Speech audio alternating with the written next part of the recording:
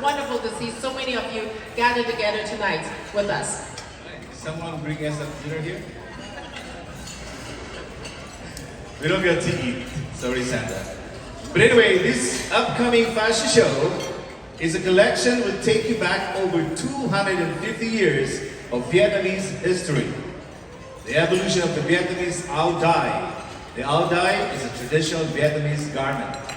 The Vietnamese áo dai, or the long gown worn with trousers by Vietnamese women, has become the symbol of the Vietnamese feminine beauty and the pride of the Vietnamese people.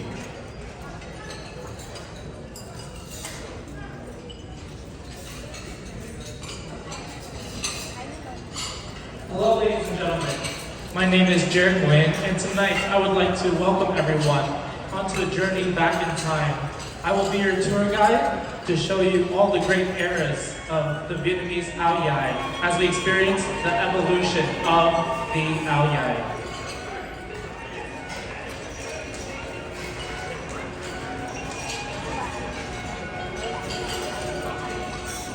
First is the Nguyen dynasty, the beginning of the áo dài.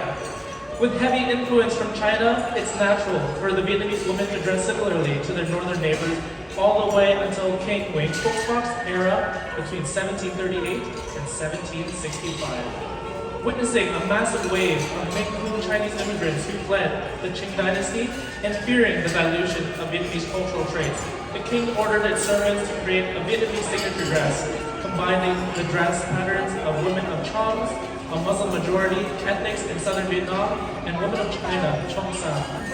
Our Vietnamese famous historian Lê Quý Dong once observed that King Nguyen Phuc Phoc truly is the first to set the stage for the national symbol to be made, which actually weathers hundreds of years of change and turmoil until the áo dài that the world sees today. The four-panel dress. Up next, we have the four-panel dress, favored by the women in the north, otherwise known as Tonkin, as a signature dress at the time, representing hard-working class of women. Ever since the Lý dynasty, especially from the king and queen of the Lý dynasty, the textile industry in Vietnam has undergone major changes, which started the mass production of a variety of materials, such as silk, velvet, and colors and patterns that were not technologically available before. This design, as you all can see, has two back panels sewn into one piece. The front panels are not connected, but can be tied together, adding minor details and a baby flap. The design embraces the balance and completeness while still giving working class women a tidy costume for daily clothes. Sometimes accentuated by a silk belt, otherwise known as the elephant stomach. For literal translation, this design can be flattering the hourglass shape of the woman's body. Going back to the Nguyen dynasty and continuing with the four-panel dress, returning back to this dynasty, the four-panel dress suits the women from the countryside who embraces labor-intensive work as normal daily lives. For the urban women, the five-panel design is much more preferred as they accentuate the nobility and demureness of the host. Not only surprisingly numerous noble women chose the five-panel over the four-panel one, simply to differentiate themselves from the labor workforce. The five-panel dress. As since King Zalong's dynasty, the five-panel dress has gained popularity, not just for its superior status, but also for its unspoken counsel in the Vietnamese way. Each of the five buttons symbolizes one core virtue of humanity: compassion, decorum, uprightness, wisdom, and faithfulness. The five panels symbolizes five moral obligations: the king and subject, father and child, husband and wife, brothers and sisters, among friends. Next we have the áo nhạc phật, the royal dress under the Nguyen dynasty, also known as the áo nhạc phật, but it's named from the rectangular patterns on the collar with outer edges. The sleeves embroidered with five color stripes, patterns representing the five natural elements: metal, wood, water, fire, and earth. Nhạc phật is the common dress of the empress, the queen, and the consort. It is also the dress of many other royal figures. It features many details and patterns specific to the golden silk embroidered with 20 images of dragons, phoenix, lilies, and pheasants. At the bottom of the dress, there is a delicately embroidered pattern of water and mountains.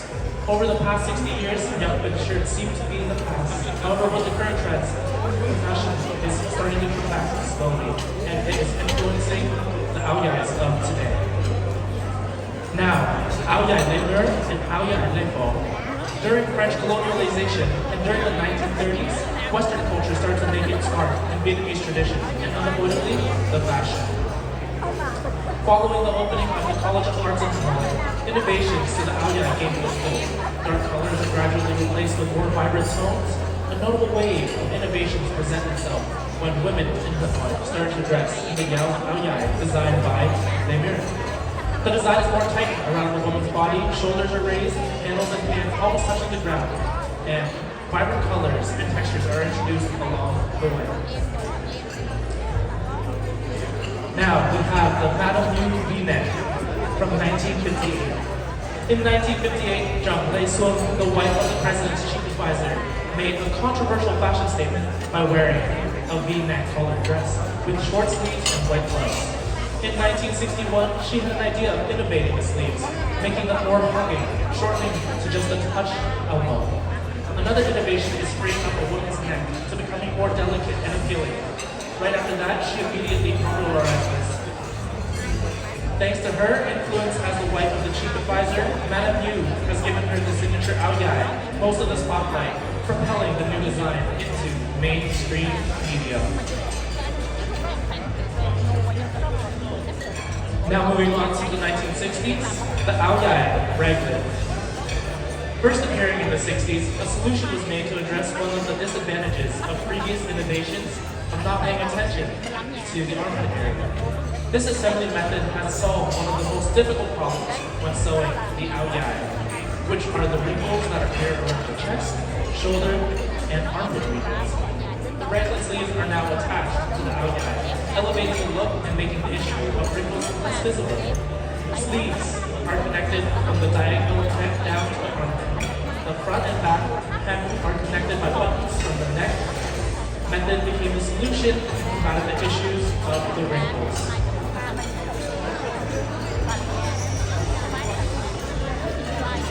Now, while we leave the 60s and enter the 70s, we have the aoyai mini and the aoyai hippie.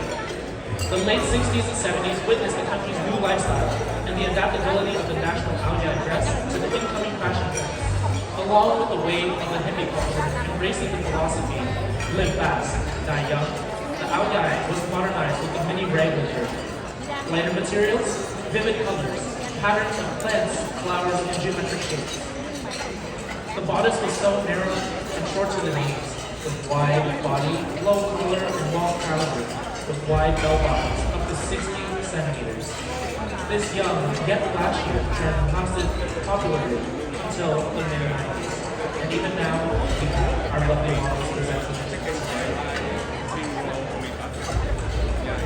As we make our way to the 90s, as well as the early 2000s, we have the contemporary era, the modern aoyai of the year 2000. The aoyai in the new 20th century keeps on assuming new designs and fashion trends as Vietnam opens itself up to international trade. Bolder and more appealing designs start to walk in the streets. Aoyai in this era has been adapted more as a Vietnamese national dress in almost every occasion. Before, aoyai was just a fancy division between the leaders in the dynasties as well as their servants. Now, the aoyai is popping up everywhere, mainly because of the growing economic. And for those reasons, the aoyai became the Vietnamese go-to attire for many, many, many occasions. Now, as we leave the year 2000, we're entering the aoyai of today, 2022 to 2023. The aoyai of today consists of shorter panels, which facilitate an active lifestyle and a sporty look, coupled with high heels and leggings, or even skinny jeans, which eliminate the redundancy of the large pants.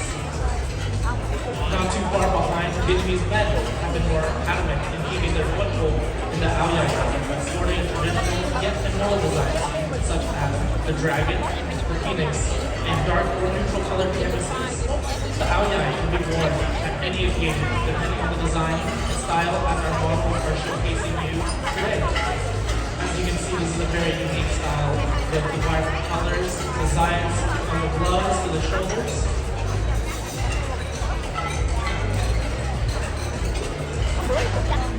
And now, after taking you through over 250 years of history, we would like to introduce a more modern twist in the classic Korea designed by the extraordinary John.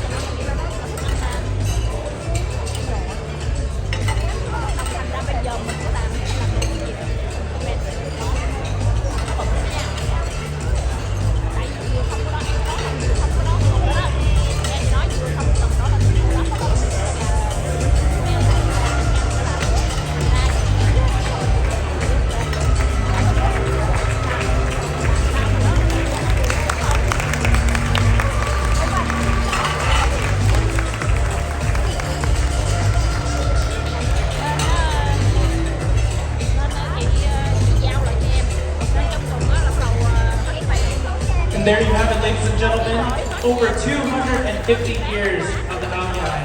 Once again, I am your host, as well as the guide throughout this revolutionary time period. And we wouldn't be able to do this here without our lovely designer, Drum Pig. Give a round of applause to them, everybody. Round of applause, thank you.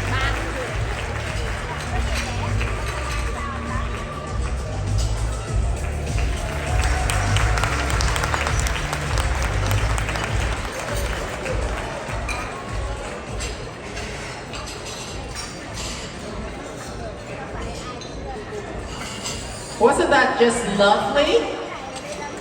Yes. It looks so beautiful.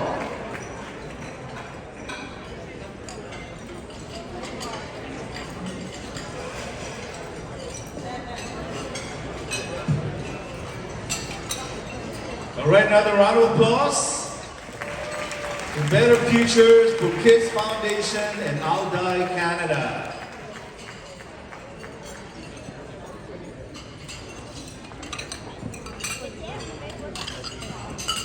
And now, ladies and gentlemen, let's all welcome Chief Jim McSween of York Regional Police on stage.